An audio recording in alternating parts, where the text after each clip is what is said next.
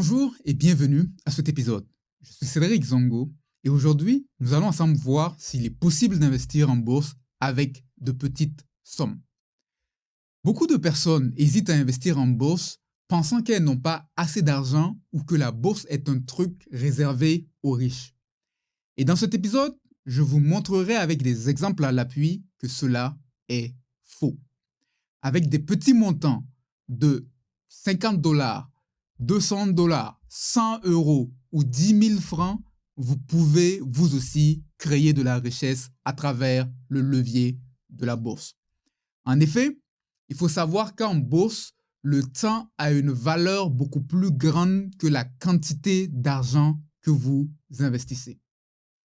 Plus vous commencez tôt, plus vous bénéficiez de l'effet des intérêts composés qui peut transformer même un petit investissement en une somme importante sur le long terme. Et dans cet épisode, nous allons voir comment un petit effort aujourd'hui peut faire une énorme différence demain. L'un des concepts les plus importants en investissement, c'est le concept des intérêts composés. Il s'agit en gros du principe selon lequel vos gains génèrent à leur tour des gains qui eux aussi vont générer des gains, créant un effet boule de neige.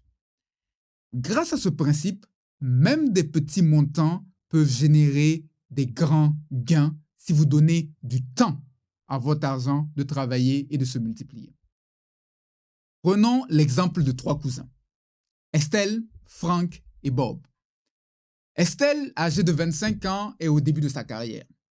Elle n'a pas encore un gros salaire, mais elle décide de faire un sacrifice d'investir à chaque mois 200 $ par mois jusqu'à l'âge de 65 ans. Frank, quant à lui, est âgé de 35 ans. Il décide lui aussi d'investir, mais d'investir 2 fois plus que Estelle en mettant 400 $ par mois jusqu'à l'âge de 65 ans. Et vous avez le troisième cousin qui est Bob, âgé de 45 ans. Il est le plus âgé des trois et il est aussi celui qui a le plus de revenus. Et il décide, lui, d'investir 3 fois plus que sa jeune cousine, soit 600 $ par mois jusqu'à l'âge de 65 ans. Ils investissent tous dans des placements qui leur rapporteront en moyenne 8% par an. Voyons voir lequel des trois s'en tirera le mieux. Est-ce qu'en bout de ligne, le plus riche des trois sera celui qui a mis le plus d'argent par mois, soit Bob avec ses 600 $ par mois? Mystère et boule de neige. Regardons au résultat.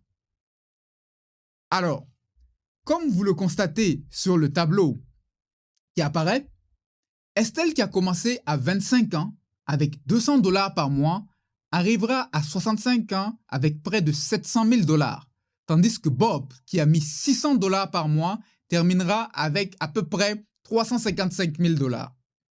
Estelle, qui a commencé avec le plus petit capital mensuel des trois, soit 200 $ par mois, termine avec un résultat 2 fois plus élevé que Bob qui mettait 600 $ par mois. En 40 ans, Estelle a investi un total de 96 000 $. Ça, c'est le capital qu'elle a investi en 40 ans. Et ce capital-là lui a généré des rendements de 602 000 $. Bob, quant à lui, a investi un total de 144 000 $ sur 20 ans, mais cela a généré seulement 209 000 $ parce que même si son capital est plus élevé, son argent n'a pas eu assez de temps pour se multiplier comme Estelle. En matière d'investissement, celui qui gagne la course n'est pas toujours celui qui a le plus d'argent à investir, mais c'est celui qui ne procrastine pas et commence vite avec les moyens qu'il a aujourd'hui. En gros, pensez à une course. Si on vous mettait en compétition sur une course de 100 mètres avec Usain Bolt, qui fait son 100 mètres en 9 secondes, bon, je ne vous connais pas très bien, mais vous êtes d'accord que pour la plupart des gens, il n'y a pas match. Pour la plupart des gens, on est perdant. Mais si on vous disait que vous avez le droit de commencer la course 30 minutes avant Usain Bolt, il y a quand même de fortes chances que lorsque Usain Bolt commence, vous avez déjà franchi la ligne du 100 mètres il y a bien longtemps. Même si ça fait 2 ans que vous êtes allé au gym, si on vous donne 30 minutes avant Usain Bolt, je pense quand même que vous allez le battre. Alors, vous allez le battre pas parce que vous êtes plus fort que lui, mais parce que on vous a donné un avantage qui s'appelle le temps. Vous avez eu droit de commencer beaucoup plus tôt que lui. Le temps est votre meilleur allié en investissement et la procrastination est votre pire ennemi. Parce que le temps compense pour l'effort nécessaire requis pour un gros résultat. Alors, peut-on gagner en bourse avec des petites sommes mensuelles? Oui, on peut gagner avec des petites sommes, en autant que vous commenciez dès maintenant. Parce que dans 5 ans, ce sera 5 ans que vous aurez perdu pour donner du pouvoir à votre argent de travailler pour vous. Parce que le temps, il ne vous attend pas. Il défile. Il est là pour travailler pour vous.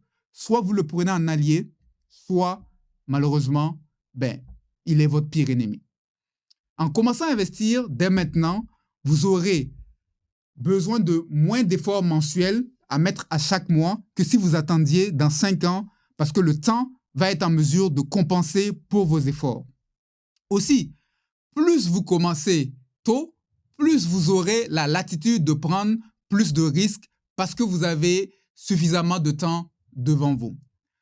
Maintenant, pour ceux qui pensent être en retard, pour ceux qui disent que là, moi, j'ai plus beaucoup de temps, il me reste très peu de temps. Est-ce que c'est possible pour vous de commencer à investir? Je vous dirai une chose. Rappelez-vous que le meilleur moment pour planter un arbre, c'était hier. Et le second meilleur moment, c'est aujourd'hui, maintenant, avec ce que vous avez. Dans 1 an, vous serez encore plus vieux qu'aujourd'hui. Et donc, aujourd'hui, c'est le jour de votre salut. N'endurcissez donc pas votre cœur.